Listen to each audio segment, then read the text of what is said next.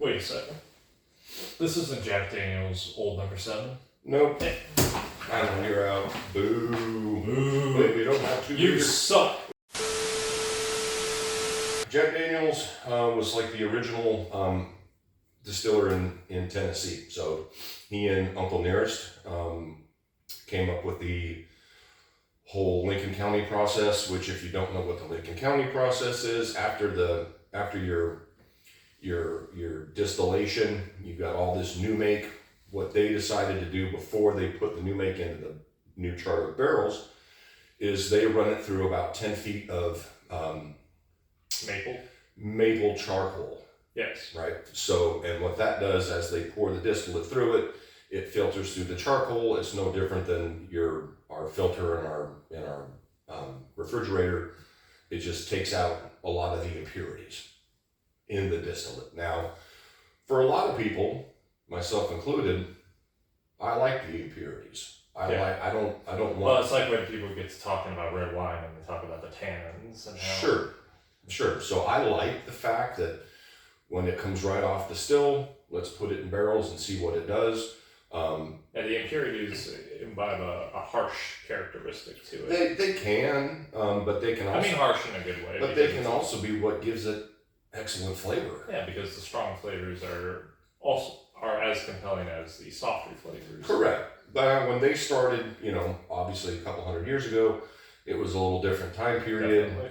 You didn't have the type of bourbon popularity that we have currently, where you've got a lot of folks, like us in this room with all the different products that we have, that we're looking for small discrepancies from brand to brand, which it hadn't developed. Which makes it fun. It hadn't developed to the point where you could even have that sort of market. Right. Yeah, they were just making stuff. Now they came up with the Lincoln County process, which makes a lot of sense because it makes it easier to drink. Now, what you might ask is Jack Daniels or Tennessee whiskey, is it the same as bourbon? Well, technically, it is bourbon. Technically. So they follow all the same rules that regular bourbon producers follow, right? Minimum of 51% corn. I'm not going to get into the distillation stuff of it, but it has to come off the still at no higher than a certain proof. Barrel entry proof has to be 125 or less, new charred oak barrels. So Jack Daniels does everything to make it a bourbon, right? But because they want to be different, right? And they came up with the Lincoln County process, they like to say that they're Tennessee whiskey, right? But for all intents and purposes, it's bourbon. But we're going to, just like with, Ben Holiday in Missouri, you've got states that are... Or Louisiana. Right. You got states that are putting their little rules and the parameters around it to make it stand out from everything else on the market. Indeed. Right? So... out of respect for the greats, it's Tennessee whiskey. Yeah. Now, to be fair, so Brown-Forman, they own Old Forester, they own Woodford. And like a million others. And they own Jack Daniels. So Jack Daniels falls under that umbrella of Brown-Forman. Now, Brown-Forman's not as big as like a Sazerac or something like that owns 18 bajillion different distilleries or companies. But Brown-Forman, they've got, those three that I just mentioned. So it's fun to see under the Brown-Forman umbrella, because you can kind of see, not so much with Woodford, but at least with the Old Forester, all the different little things they're doing with Old Forester. Yes. Jack Daniels is the same way. We've talked about it before. So not only do they have Old Number 7, which everybody knows of, but all the different little things that they've done, starting with their bondeds, with their ryes, with their When did that happen? mash. Because for a long period of time, Jack Daniels was very run-of-the-mill. It was pretty much Old Number 7, Gentleman Jack, and the flavored offerings and nothing else. Yeah. When did they introduce the single barrel? I don't know the year, but it was many years ago. Mid-2010s? Mid-2000s maybe? Yeah, it could have been mid-2000s, yeah, because I remember even as a young adult drinking Jack Daniels Old Number 7 with Coke. You were drinking Fireball. Well, but that was with the Jack and Coke type thing. Indeed. I don't remember seeing a lot of other Jack Daniels products. And that's good, but I wasn't also looking for them either. Sure. But yeah, once they started coming out with their single barrels, and I guess I mentioned the bonded, I mentioned the triple mash. They just came out with a new like a new single malt. Yes. They've got, Not to mention they have a single barrel proof for their regular offering. Yep. However, this is the rye one. this is the rye. you overall prefer. Yeah, it's actually, it's other than the Coy Hill. Now, to be fair, I think I've tried the Jack Daniel's 10. Grab that Coy Hill, won't you? I had tried the 10. I haven't tried the 12, and I haven't tried the 14. But What's this? this is the Jack Daniel's Coy Hill that came out in 2021. So Coy Hill is a rick house on The property. the property that they make. Now, there's something about it. They make very special whiskeys.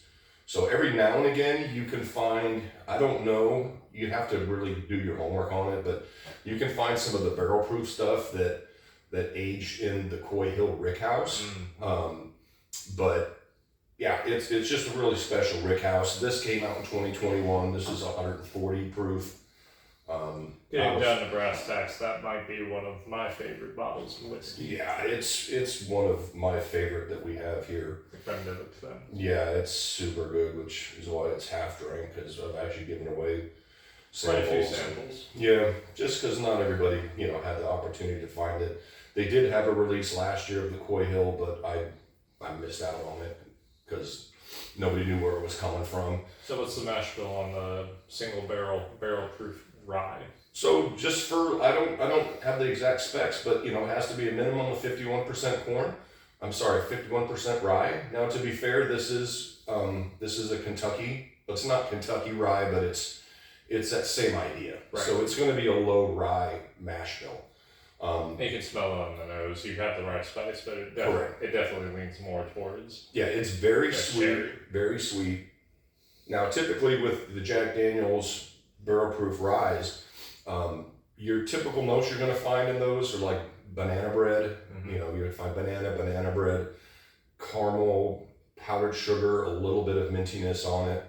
And you're going to find those pretty much in every bottle of the barrel proof rye. Just depending on the proof, you're going to find more or less. This one Right. has some hardy proof on it, if memory serves. Yeah, it's not bad. It's 133. 133.3. Yeah. So this type of a whiskey is not for the faint of heart. You have to be able to handle your proof. It'll kick you in your teeth if you're not ready. But I did turn a lot of people onto it at the store because they don't think they like ryes, and I was like, if you can handle your proof, you owe it to yourself to at least give it a shot. Because a low rye is much more approachable for a bourbon drinker than Correct. You're not a gonna high rye. You're not going to get like a 95.5 like super spicy spearmintiness with it. This is going to be a lot sweeter, a little bready.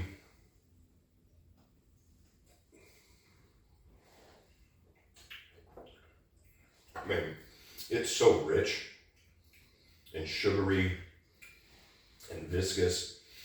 Man, the mouth feels great. I mean, obviously there's some proof in there.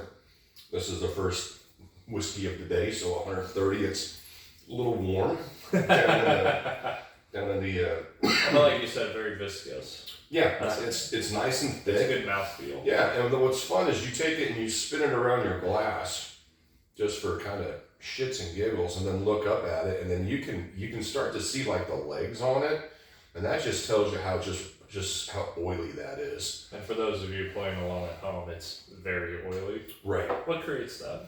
I think the proof.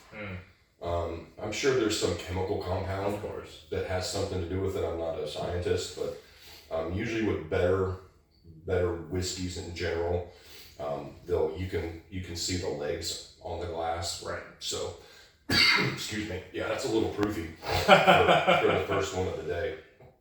For those of you playing along at home, this gentleman likes Jack Daniel's single barrel proof rye so much that we had to very quickly get this episode done when he bought the bottle before he drinks the whole bottle. It's a real problem. Like it's That's the same reason why you don't have a Woodford Reserve double oaked unless we're doing it for the show. It's because you drink all of it.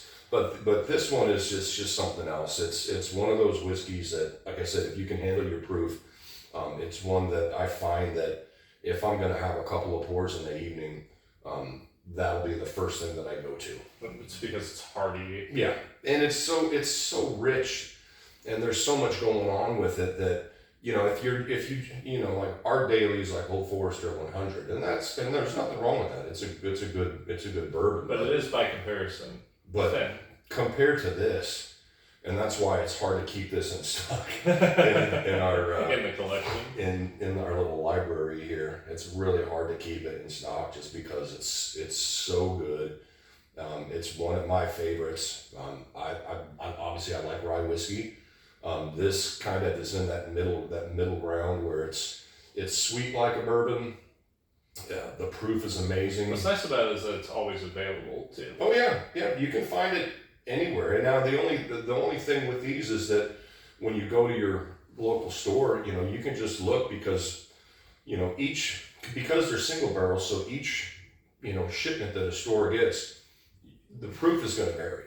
Do you have any strong opinions on the regular single barrel proof? You know, I haven't had it. Just the bourbon. Yeah. Yeah. No, bourbon. Yeah. No, that was what I first got into the barrel proof stuff with Jack Daniels. You drank a lot of those bottles and before you swapped. And it was good. And then I think about 3-4 years ago, I ended up getting the rye, and I actually compared the two because I love just the regular barrel proof. You know, let's just call it bourbon for whatever. But Tennessee whiskey. Yeah, but when I compared the two, the rye just added a little extra complexity. Well, it makes sense because you have a very thick beverage, and then you add the note of rye spice. Yeah, it breaks up like what you would experience with a Woodford Double Oak, which is just thick. Yeah, the whole time. Yeah. There's a good sweetness to both products.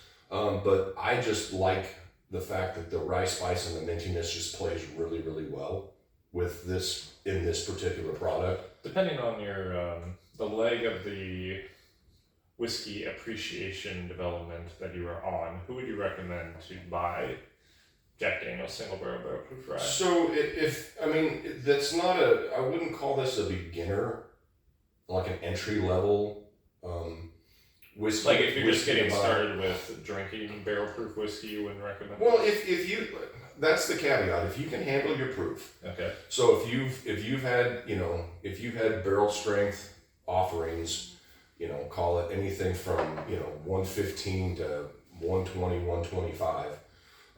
Then don't be afraid to step up because a lot of these you can find these in the 120s. I hunt for the ones that are in the 130s proof wise. That's better, of course. Yeah, just because I like the higher proof. Just because someone's got to do it. Yeah, somebody's got to do it. May as well be me. But I think if you've had barrel strength stuff before and you've seen the Jack Daniel's barrel proof rye on the shelf and you just never pulled the trigger, they're not terribly expensive. For 70 for what they are. Yeah, I think it's a sub $70 bottle. And to get something at 100 and that 133, I've had some at 135. I think when they first came out with them, I think they had like a couple that were like 140. So it was a Coy Hill proof. And they're all good. And then once again, if you've had barrel proof stuff and you find something at your local store that's in the 130s, like we've talked about, if 130 is too high, try it. If it's too high, throw a little bit of water in there, swish it around, proof it down, and then go into it and give it a shot. But a lot of people that I saw at the store sleep on these just because they just see rye or they see Jack Daniel's and they don't, they're hunting for everything Buffalo Trace. But Jack Daniel's does a lot of interesting things. They do, and they're really at the top of their game. And like I said, if for some reason, I don't know if they're going to put one out this year of the Coy Hill, but if you can ever find a Coy Hill offering. That's one of those, if you see it in the store, you got to buy it. You have to. And like I said, last year when it came out, the stores up in Dallas, they weren't even told they were getting it. Mm-hmm. So it's just, if a case showed up, and they were literally. What a day that might be. Yeah, they were literally, people knew what was going where, and so they were lined up before the employees even knew what came off the truck. So those are, darn near impossible to find. But if you do find it. Yeah, but if you do, grab it. But, don't be afraid of the Jack Daniels line. Don't be afraid of the barrel proof stuff. Don't be afraid of the ride. We'll review the Bonded series soon enough. Yeah, we'll get to that because those are all good, especially for $30-ish bottles. But this one obviously it's one of my favorites, which is why we had to do this review so quick. Because one of, if not among your favorites, however, it's not your daily because it's just a little pricey. It's pricey. It's a good value for what it is. Yes. But it is pricey. Yes, yeah, and there's no age statement on it. Once again, they're all single barrels, so that you will get flavor drift from offering to offering. But that's kind of what you're looking for. That's what's so fun about it. That's right? what makes it so interesting. That's what makes this whole line so interesting. Mm-hmm. Absolutely.